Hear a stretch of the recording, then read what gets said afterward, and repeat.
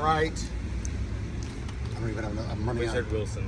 Wizard Wilson. I like that. But well, I guess we'll go with it. All right. We're here at Wendy's. You're going to run out of hands here fast. We're at Wendy's on our the one verse great burger tour. We've been at Five Guys. We've been at Burger King. Where are we going? This is odd. I was shorter than you. Okay. I didn't like it. So we'll talk about burgers in a second. I think I just asked Wyatt. What do we do here, Wyatt? Read one verse, and Sometimes. do you want the Get in, get out. get in, get out? Give me something encouraging. What's my motto? You don't have to get through the Bible; you just have to get the Bible through you. What's the motto with you? People have been with me for so long. It's supposed to be like part of my inner circle. Can't even repeat that. All right, Galatians worry, I know chapter it. 5, verse. Where am I? Verse 24. Those who belong to Christ Jesus have crucified the flesh with its passions and desires. Whoa! Verse. That's all I do here. I'm so proud Okay, of you. I know. So we talked about are you dead yet, right? Then we talked about following Jesus and what that meant. Here he says, crucify the flesh with its passions and desires. There's something the Lord kind of taught me this week. You know, because we were talking about hatred. Yeah. This is playing after the message. We're going to talk about how we have hate in our heart. Yeah, I hate people. And, yeah. I never do that, Haley. No.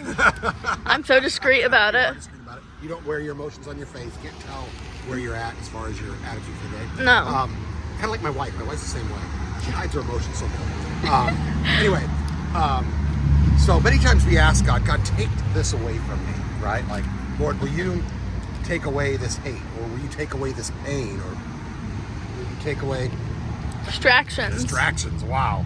Will you take this away from me? Or, you know, and I think that's the wrong thought. When we read that passage, it talks about crucifying the flesh. So God doesn't take those things away from us. We got to nail them to the cross. We crucify them, and they become dead.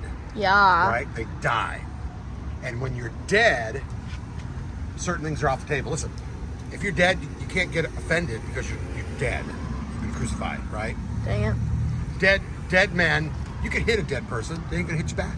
Oh. They're dead. They're dead. Right. Yeah. They can't move. You can't hurt a dead person's feelings. Yeah.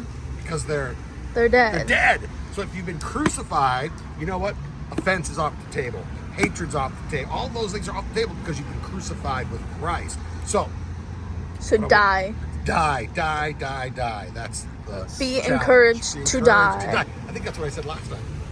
You were there for that one. Yeah, I was Some there. child's gonna be watching this and start crying. Yeah, scaring all the little kids. But no, it's a spiritual concept. If you lose your life, you'll gain it.